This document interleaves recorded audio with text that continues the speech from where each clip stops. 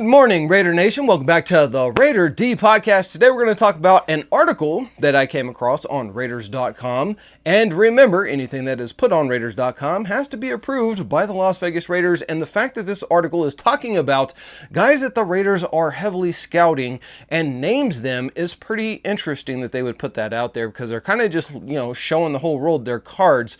But we're going to talk about some of the guys that they put on there, because in the article it talks about three guys.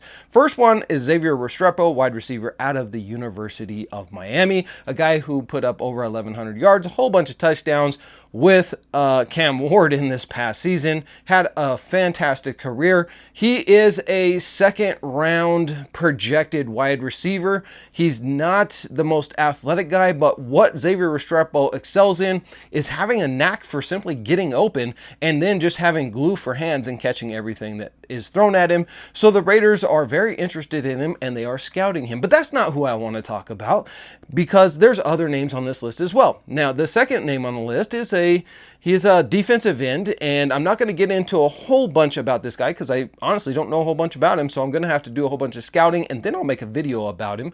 But the Raiders are scouting defensive ends, and that is pretty interesting.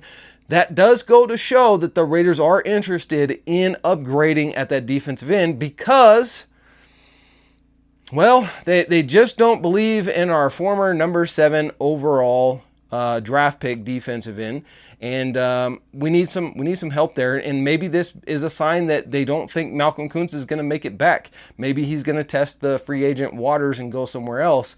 And so we need some more depth at defensive end. I'll make a video about this guy as soon as I do more research about him and I actually know what I'm talking about him, because I honestly don't know who this guy is. But the third name on the list, that's who I want to talk about today, because it's pretty interesting that this guy has really moved up draft boards. I mean, he was, just maybe a month ago, a third-round draft pick quarterback, and now some draft boards have him going in the first round.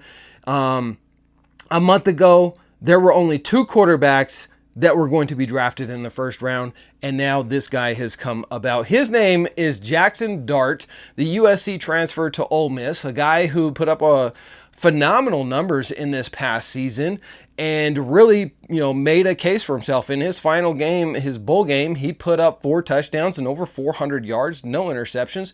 The kid is athletic, putting up about 500 yards on the ground and a dozen or so touchdowns on the ground. And he just excels as a dual threat quarterback.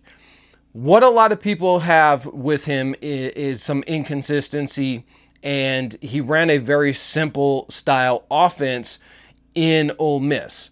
And so a lot of questions with him is, will he be able to handle the complexity of an NFL offense? Because he has all the physical talents, but does he have the mental talent? Does he have the mental capability to run a very complicated Chip Kelly style offense?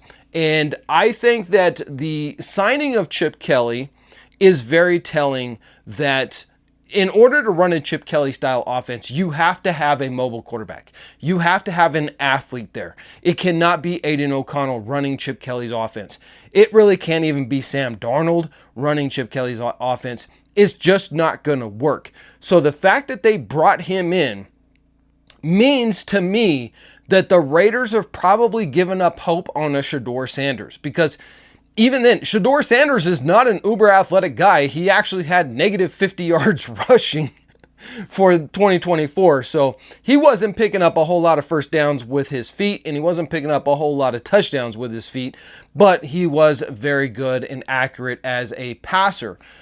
So maybe the Raiders have decided that there's no chance they're getting Cam Ward. Shedeur Sanders is going to be gone, and they have to have a contingency plan. And Jackson Dart would fit right into that contingency plan, because in the free agency, you have guys like a Justin Fields, but he's going to be expensive. You have guys like Russell Wilson, but he's old. You have guys like Sam Darnold. He's not an athlete.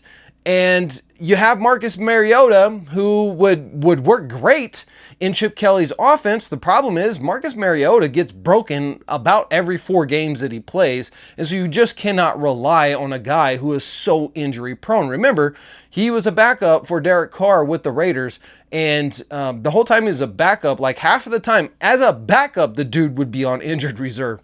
And so I really don't think Marcus Mariota, and I know there's a lot of talk now in YouTube world and social media about Marcus Mariota coming back to the Raiders.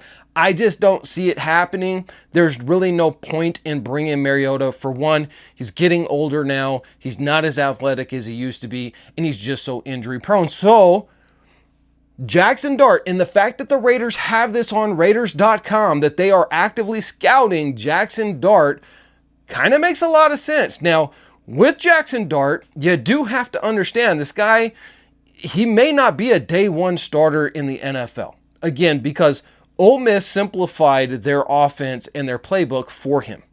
And when you get to the NFL, it's a whole different level.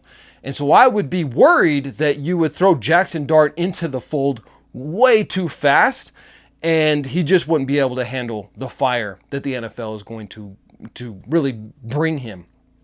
However, with that being said, listen, you still have Carter Bradley on the team. You still have Aiden O'Connell on the team. Gardner Minshew, we all know he's going to be cut post June 1st, and we're going to save some money there. And you drafted Jackson Dart, but the question is now, if you're the Raiders, do you take a chance of Jackson Dart not being there if you're really interested in him? Or do you draft Jackson Dart at pick number 6? Because that would be a real big reach. Like you're saying at pick number 6, this dude is a phenomenal quarterback. And we just don't know that, right? We don't know how he's going to pan out because, again, he really came on this year, but he still has some holes in his game, and he did not run a complex offense at Ole Miss. So here's what I'm proposing. And here's what I'm thinking. The Raiders need to take the best player available at pick number 6. And you need to roll the dice. We have a high draft pick at number 2 in the second round. So it is possible that Jackson Dart will still be available in the second round for the Raiders, but you don't want to risk it. So I say the Raiders do this. I say the Raiders take the best player available. If that's Tet McMillan at pick number 6, you've got a beast of a wide receiver who's going to be a week 1 starter. And then you trade back into the first round at pick 20 to 25 and you take Jackson Dart just to ensure that you're not going to miss out on him. And now you are saying Jackson Dart is your franchise quarterback because you believe that he can actually be the guy that's going to take you to that next level with his pure athleticism, with his arm strength. The one thing about Jackson Dart is he can throw the ball all over the field. He can make every single pass out there. It's just a matter of, can he run a more complex, high-speed, NFL-style offense, especially a Chip Kelly offense?